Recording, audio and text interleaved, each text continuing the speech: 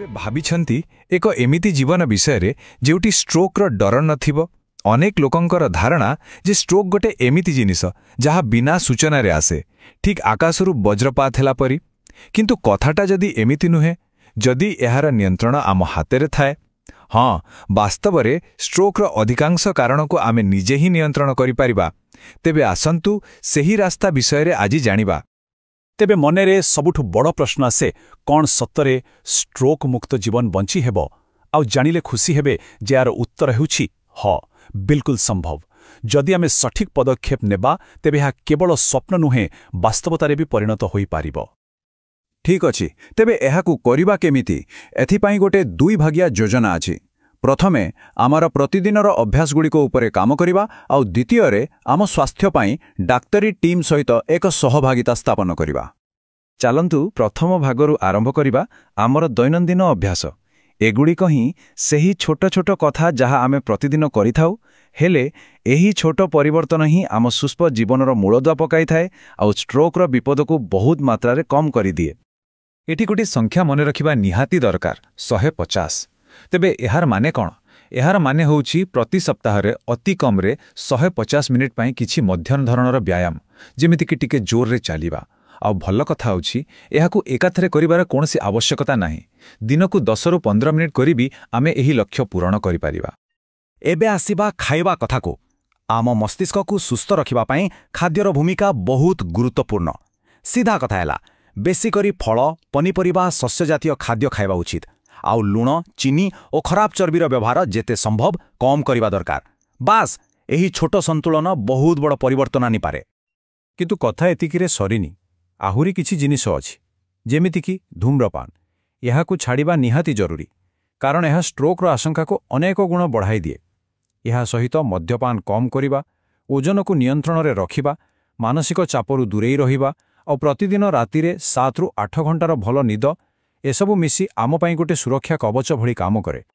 ଏବେ ଆମ ଯୋଜନାର ଦ୍ୱିତୀୟ ଭାଗ। ଏହା ହେଉଛି ଡାକ୍ତର ଓ ସ୍ୱାସ୍ଥ୍ୟ ବିଶେଷଜ୍ଞଙ୍କ ସହ ମିଶି କାମ କରିବା।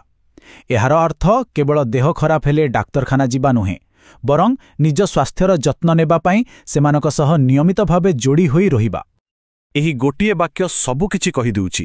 ନିଜର ନମ୍ବର ଜାଣିବା ହିଁ ତାକୁ ନିୟନ୍ତ୍ରଣ କରିବାର ପ୍ରଥମ ପଦକ୍ଷେପ।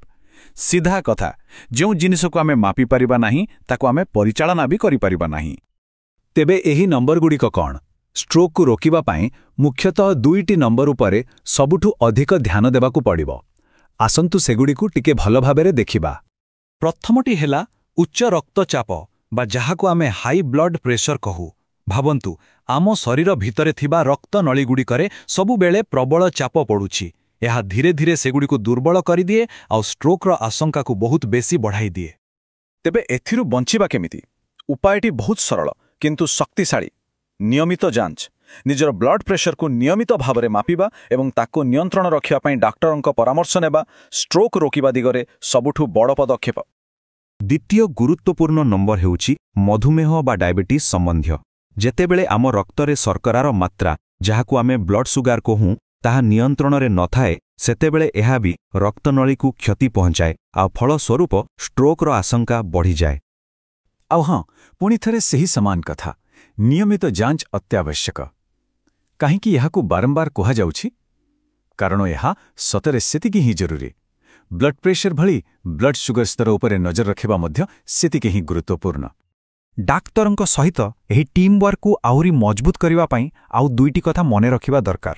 ନିଜ କୋଲେଷ୍ଟ୍ରଲ୍ ସ୍ତରକୁ ଯାଞ୍ଚ କରିବା ଏବଂ ଯଦି ଆଟ୍ରିଆଲ୍ ଫିବ୍ରିଲେସନ୍ ଭଳି କୌଣସି ହୃଦ୍ରୋଗ ଅଛି, ତେବେ ତାର ସଠିକ୍ ଚିକିତ୍ସା କରାଇବା। ତେବେ ଏସବୁକୁ ମିଶାଇଲେ କ'ଣ ହେବ?